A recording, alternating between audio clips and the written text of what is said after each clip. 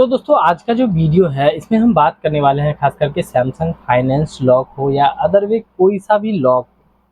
ज़रूरी नहीं है कि सैमसंग फाइनेंस लॉक ही होगा, बट ज़्यादातर अगर मेन रीज़न है तो वो सैमसंग फाइनेंस के बारे में ही बताऊंगा।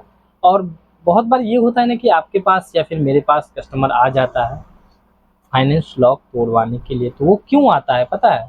ये चीज़ आगे हम इस वीडियो में कंप्लीट जानेंगे। और एक प्रॉब्लम भी हुआ है, एक मेरे ऐसे भाई थे जिनके साथ प्रॉब्लम हुआ है और उनको लाखों का जुर्माना पे करना पड़ा है।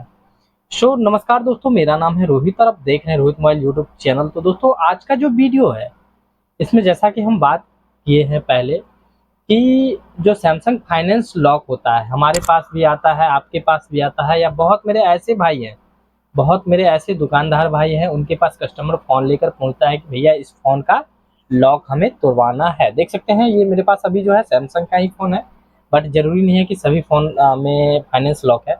बट एक फ़ोन के अंदर फाइनेंस लॉक है, जो कि ये दो तो एफआरपी के लिए था और ये जो है फाइनेंस लॉक के लिए है। अब यहाँ पे आप पूछेंगे कि आप तो एफआरपी करते हो तो वो तो 100% चोरी का ही होगा। तो दोस्तों अगर बात किया जाए कि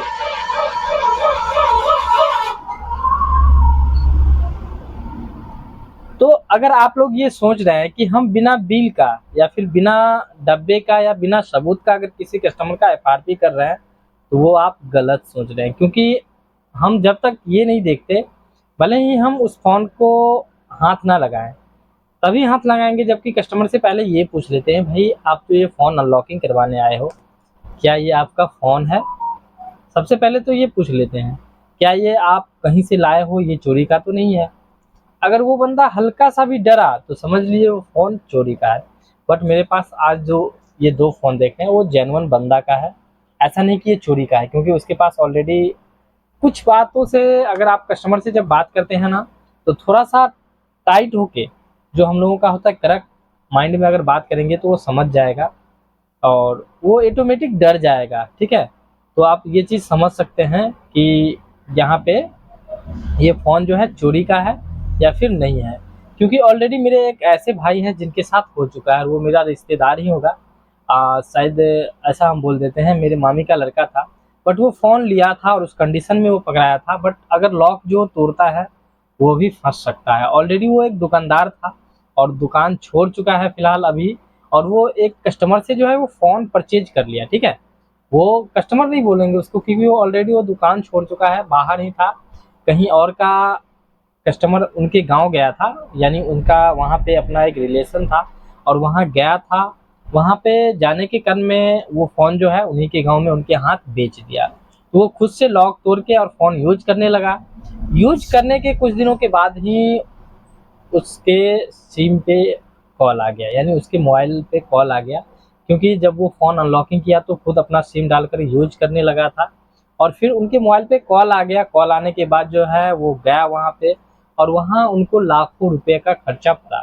ठीक है, क्योंकि थाना मैनेज किया, क्योंकि ज़्यादा दूर का फ़ोन नहीं था, अगर बात किया जाए तो 40-50 किलोमीटर की दूरी का फ़ोन ही था। बट वहाँ पे हुआ था ये कि वहाँ का ही कोई लड़का था जिस जगह चोरी हुआ था, तो वो फ़ोन वहाँ से चोरी करके और दूसरे गाँव में जाके बेच दिया। तो दोस्तों कभी भी आप लोग अगर फ़ोन खरीदते हैं किसी भी भाई से तो ये चीज़ ज़रूर सोचिए कि हो सकता है चोरी का हो।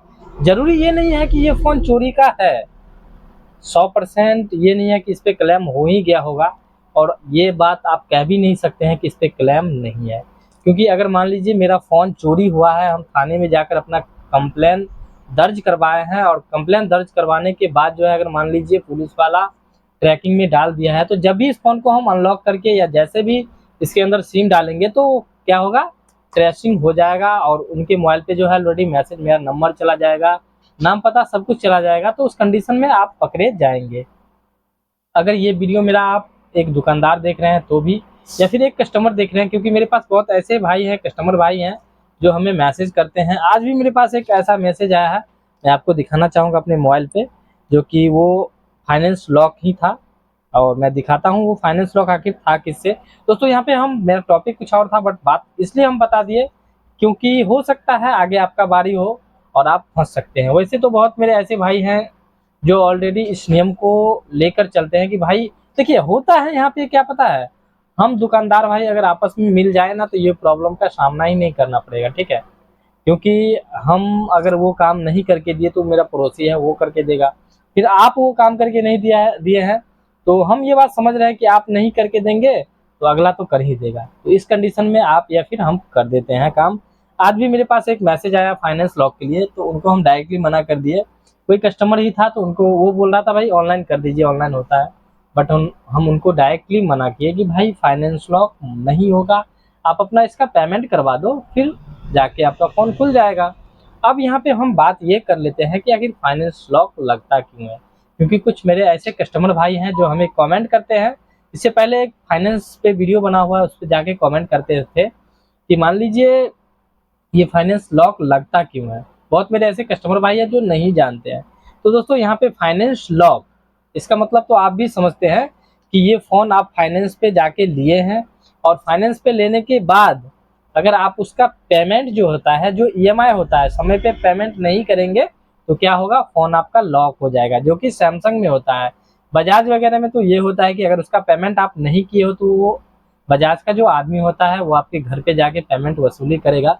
बट सैमसंग में कुछ ऐसा नहीं है। ये फ़ोन आप ले लीजिए कहीं से और फिर कहीं चले जाइएगा तो भी कुछ नहीं होता, फ़ोन आपका लॉक हो जाएगा और फिर रख दीजिए। अब वहाँ पे होता है क्या पता है?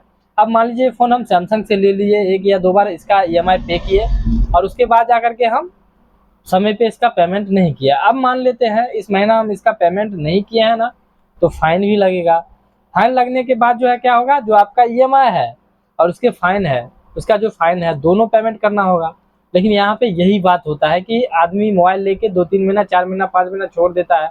अब यहाँ पे ये आप काउंट कर लीजिए कि जो उसका ईएमआई होता है और फिर जो बाउंस चार्ज होता है, वो दोनों मिला के बहुत ज़्यादा उसका ड्यूज हो जाता है, ठीक है। और उस कंडीशन में वो पेमेंट करना चाहता नहीं है, क्योंकि मेरे यहाँ भी बहुत ऐसे भाई हैं जो आते हैं फाइनेंस पे तो फ़ोन ले लेते हैं सैमसंग का।